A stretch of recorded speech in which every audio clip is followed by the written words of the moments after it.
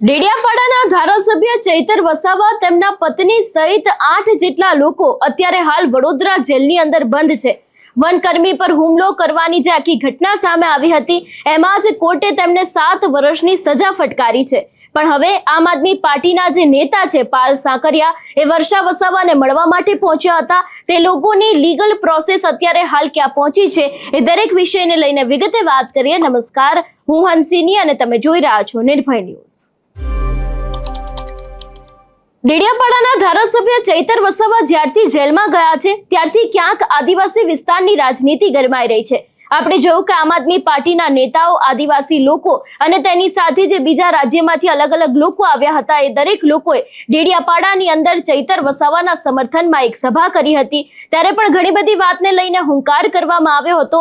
પણ હવે ધીરે ધીરે એક બાદ એક નેતાઓ છે એ લોકો વર્ષા વસાવાને મળવા માટે પહોંચી રહ્યા છે। ચૈતર વસાવાનો જે આખો કેસ સામે આવી રહ્યો છે એને જ લઈને ક્યાંક સીધા જ આક્ષેપો અત્યારે હાલ ભારતીય જનતા પાર્ટી ઉપર પણ કરવામાં આવી રહ્યા છે। સુરતના પાલ સાંકરિયા છે એ પણ વર્ષા વસાવાને મળવા માટે પહોંચ્યા હતા। ત્યાં તેમની સાથે શું વાત થઈ છે, તેની સાથે લીગલ પ્રોસેસ અને જે જામીનની પ્રક્રિયા છે એ પણ કેટલે પહોંચી છે એને લઈને મેં જ્યારે પાલ સાંકરિયાની સાથે વાત કરી ત્યારે તેમણે શું કહ્યું તે સાંભળીએ।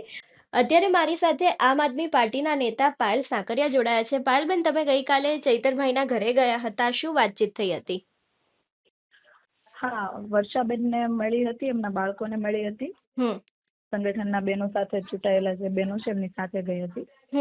ત્યાં મળીને પહેલા તો મને એવું લાગ્યું કે આશ્વાસન, આપણે કેવું કે ક્યારે કોઈ દુઃખની પરિસ્થિતિ હોય ત્યારે કોઈ પણ માણસ હોય તૂટી પડતા હોય કે ભાઈ ખૂબ દુઃખ આવી પડ્યું છે, આ થયું તે થયું, પણ એની જગ્યાએ અમે ત્યાં ગયા તો અમે ખુદ શોક હતા કે શું વર્ષાબેનની હિંમત છે એમ। અમને સામેથી એ કહેતા હતા કે આ તો ભાજપના, કે જે પ્રમાણે ભાજપની સામે લડીએ છીએ એટલે આવું થાય છે, પણ અમને એનાથી કોઈ ફરક નથી પડતો। અને ચેતરભાઈની વાત છે તો ચેતરભાઈ જામીન પેલા બીજા લોકોના મૂકેલા છે, એટલે એમનું સીધું મેં પૂછ્યું એમને કે ભાઈ આપણે જામીન તો ચેતરભાઈના, તો કે ના, કે પેલા ચેતરના નહીં પણ પેલા બીજા બધાના કે જામીન થઈ જાય પછી જ કે એમના થશે એમ। અને કે અમને બિલકુલ વાંધો નથી આ બાબતે, અને અમારી લડાઈ જે પ્રમાણે ચાલે છે એ જ પ્રમાણે લડાઈ ચાલતી રહેશે। બિલકુલ। તો પાયલબેન, હવે એમ જોવા જઈએ તો જનરલી કેવું હોય કે કોઈ પણ ઘરની મહિલા હોય, આજે આપણે આપણા ઘરમાં પણ જોઈએ, આપણા પોતાના ઘરમાં જોઈએ ને તો પણ એવું લાગે કે આવી કોઈ ઘટના બને તો દુઃખ લાગે, ઘરની મહિલા હોય તૂટી જાય, બાળકોને વધારે દુઃખી આપણે એના મોઢા ઉપર જોઈ શકીએ। પરંતુ ત્યાં એવું કોઈ જ પ્રકારનું વાતાવરણ નહોતું। હા, થોડું દુઃખ હતું, પણ એ દુઃખ એ બાબતનું હતું કે અમે લોકો માટે એટલું કરીએ છીએ અને કંઈક આ પેઢીને આપવા માટે કરીએ છીએ, સામે જે તાનાશાહો છે એને થોડી પણ દયા નથી આવતી કે અમારા બેન અને એના નાનું એવું 15 દિવસનું બાળક એને પણ જેલમાં નાખી દેવામાં આવ્યું એમ, એ બાબતનું દુઃખ હતું। બિલકુલ।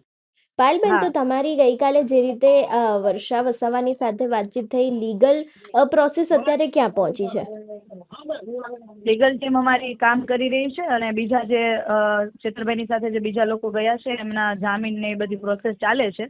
બીજા લોકોને જયારે જામીન મળશે પછી ચેતરભાઈના મૂકવામાં આવશે।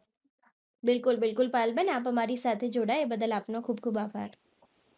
જી, થેન્ક યુ।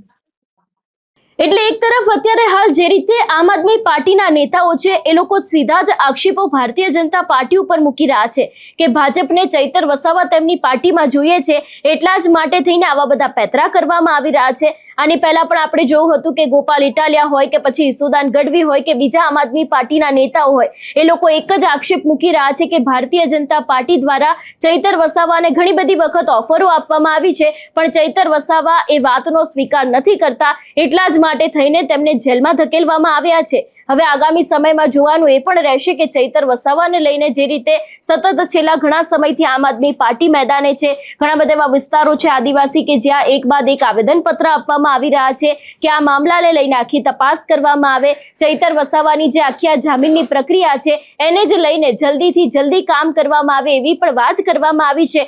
અને બીજી બાજુ આમ આદમી પાર્ટી આખા મામલે એક લીગલ ટીમ બનાવી છે અને લીગલ ટીમ પણ અત્યારે હાલ આ સમગ્ર ઘટનાને લઈને જે આખી આ વાત સામે આવી છે એને લઈને કામ પણ કરી રહી છે। એટલે જોવાનું એ પણ રહેશે કે આગામી સમયમાં શું થાય છે। આ વિષયને લઈને તમારું શું કહેવું છે અમને કમેન્ટ કરીને ચોક્કસથી જણાવજો। તેની સાથે અમારી ચેનલ નિર્ભય ન્યૂઝને લાઇક, શેર અને સબસ્ક્રાઇબ કરવાનું ભૂલશો નહીં। નમસ્કાર।